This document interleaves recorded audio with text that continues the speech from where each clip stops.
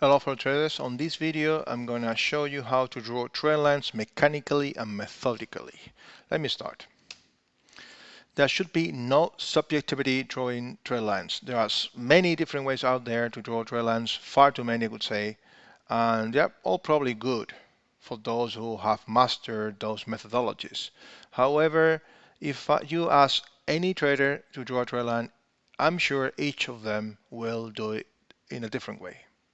And we just can't do that. I mean, we have to have a methodical and a very objective way of drawing or a trade line or drawing our zones, taking a trade. We just can't lean on subjectivity. Okay, we can't lean on subjectivity in our trading plan, because it's all about capital preservation. We just can't depend on that. Okay, how to draw a trade line? It's very easy. Well, not that easy because there are many problems. Many traders have problems doing that. But let me explain to you in a very methodical way. We must connect the latest two obvious valleys, swing lows, and peaks, swing highs. These valleys and peaks must be clear and obvious. There are videos explaining that. And if they are not, consider them as pauses. If they are not clear, basing should be unclear and poor in its structure, and removal could be expected anyway. So don't lean on those, on unclear ones. Update the trend line every time there is a new valley or peak, and each time frame has its own trend line independent from other time frames. We need to do a top analysis of at least 3 time frames in our sequence. Okay. Continuation patterns, CPs, will not be used to connect trend lines unless there are 3 or more, and that is overextension, which will be dealt with in another video and lesson. So we're going to look at some examples, but let me explain to you how to draw a bullish trend line. We must be methodical and mechanical. Okay, when drawing a bullish trend line, we should not start at the top of the bottom or the bottom of the chart, or even in the middle of the chart, as I see many people doing. We have to be methodical, do always the same thing. So how do I draw a bullish trend line? We must locate current price and the highest high closest to current price. Okay, move down and left and locate the latest clear valley. So that will be our first valley. Continue to move down and stop when you see another valley to the left, lower than the previous valley. Okay, and left.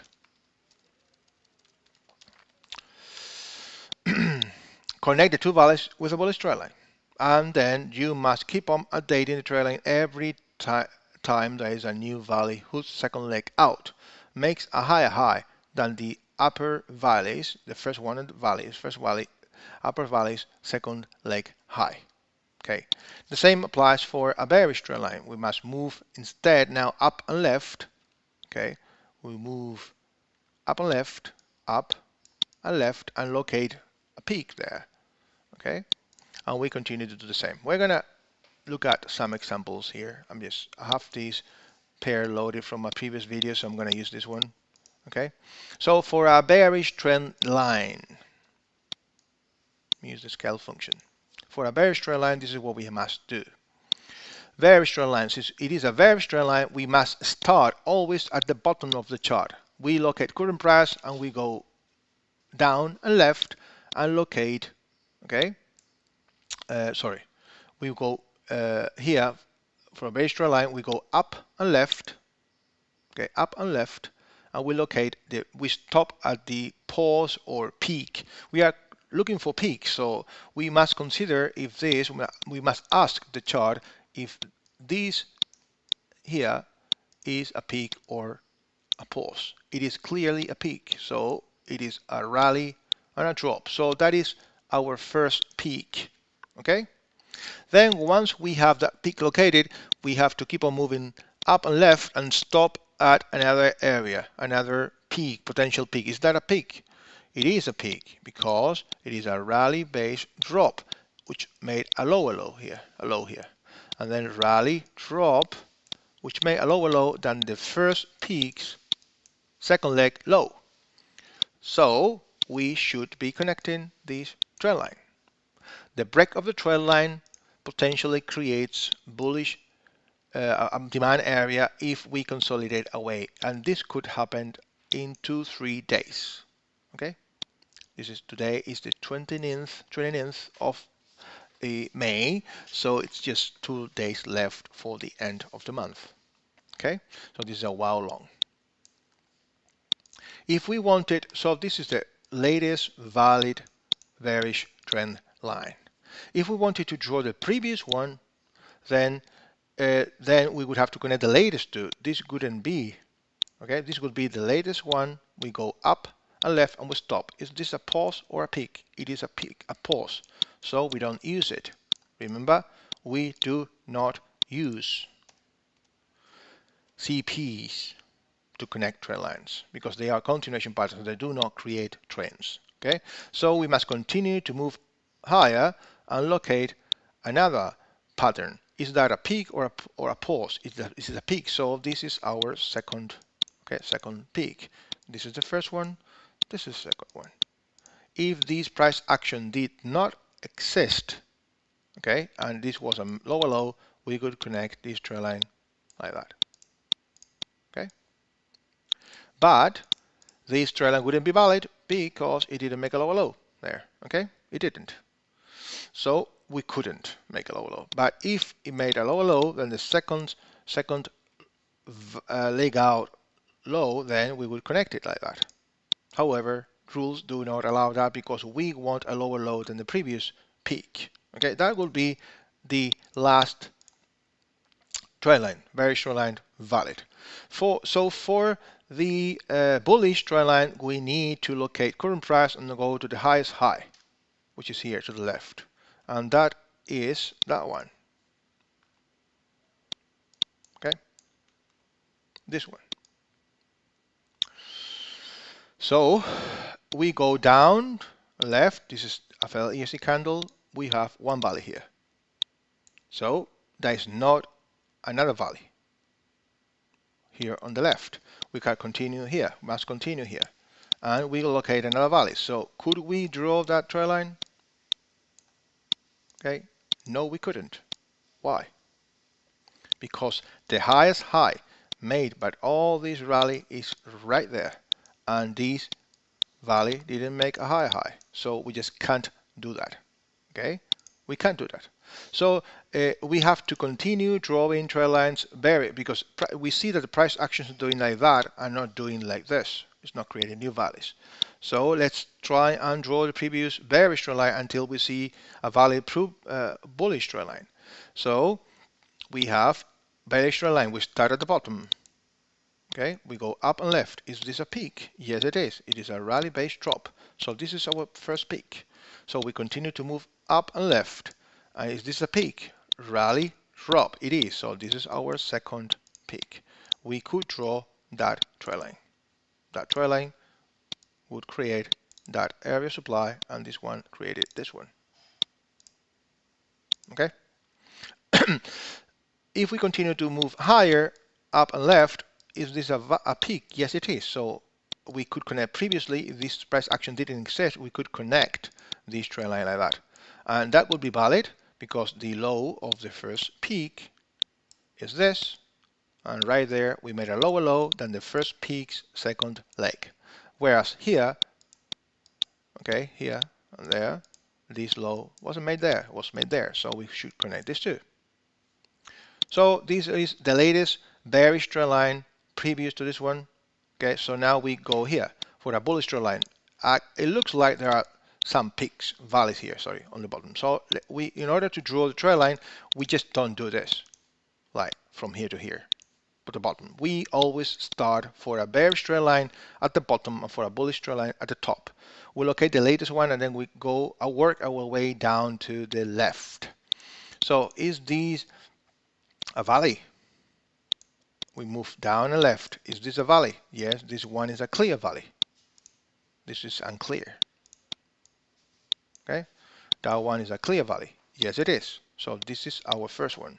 So we move left and we found a pause, rally-based rally. This is not. We don't use CPs for connecting valleys or peaks. Then we continue to move down and left, and we stop at another pattern here. And this is a clear drop rally. So we have our second here, first and second. Therefore, we should be connecting these two valleys. The break of a trend line creates supply. Okay, potential area of supply. And that's it. If we were to continue to draw the previous trend line, okay, and this we've got a valley down there and all that, we could continue like that over and over and over again. Okay, this is what we have on this. This is how we draw. Remember, in order to draw a bearish trend line, we must start at the lowest low, current price, lowest low, then move our way up and left and locate first valley, then up and left, and second valley. The second peak must make a lower low than the first peak's second leg low. Always. Same here. First peak, move up and left. Second peak, move up and left. First peak, second leg low. Second peak, second leg low, lower than the first peak's second leg low. Inversely or conversely, for a bullish trend line, we must have two valleys. We start always at the highest high, current price, okay? Because here we have nothing. So highest high at the top. If we are interested in locating a valley here, a trend line there, then we must start at the highest high.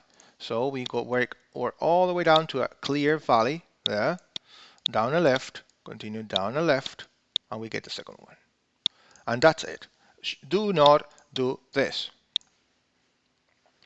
Something like there, 1 and 2, because you will be missing that one. Don't do this, because you are missing that one. So if you ask anyone to draw a trend line, you will have so many different trend lines, so many of them. So we are interested in locating the latest two impulses, valleys or peaks, because once they break, new potential areas of supply and demand are created. The market's dynamics are changing on that time frame, and we are not allowed to take that short or longs at those areas. We need to lean on a higher time frame than the one where when we see the trend line break. If we we drew this trend line like that, then we wouldn't see this as supply. And look what happened there. And this happens over and over and over. So this trend line that I just drew there will probably be, let me draw it another color, like, I don't know, this orange, red. This probably will be a valid trend line as well, but not on this time frame. Each time frame has its own price action and dynamics, and we should connect the latest two valleys or peaks on any given time frame, independent from the other time frames above or below that time frame that we are analyzing. Okay, so that if we switch to a monthly chart, as you can see, this is connecting two valleys, and probably on the 3 months chart, no, it doesn't. Okay, so this trend line belongs to a higher time frame, not to that time frame. As you can see on the red trend lines, those trend lines are not valid on the monthly chart, but they are valid on the weekly chart. Okay, there we've got two peaks. So here, if we move this red trend line here, this is the trend line on the monthly chart. Okay. But if we switch to the weekly chart, if you ask somebody to draw a trend line, they probably will draw it like that. Okay, because you see this obvious drop in price and then this second one, and they draw it like that. Okay, it is correct as well. It is correct as well, but not for this time frame. Okay, for that time frame. So here, as you can see, if we want to draw a bearish trend line on the weekly and we start from there, we've got a problem, because our eyes will be attracted to that area, okay, like a mosquito to the light.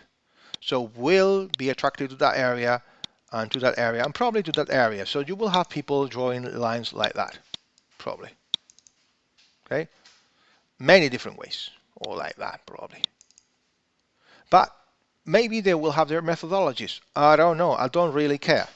Okay, but if we look at all these trend lines, they do have nothing to do with ours. So how So how do you locate changes here? So you see these big impulse there? Why does that happen? Why?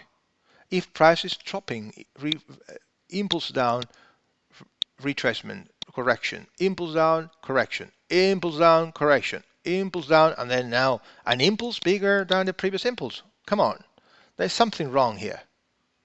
But if you draw trend lines like that, then you will never know if price action is changing or not. You must have other strategies, maybe indicators telling you that price is oversold here. I don't need any indicator to tell me this is oversold. It is oversold after all this. Okay?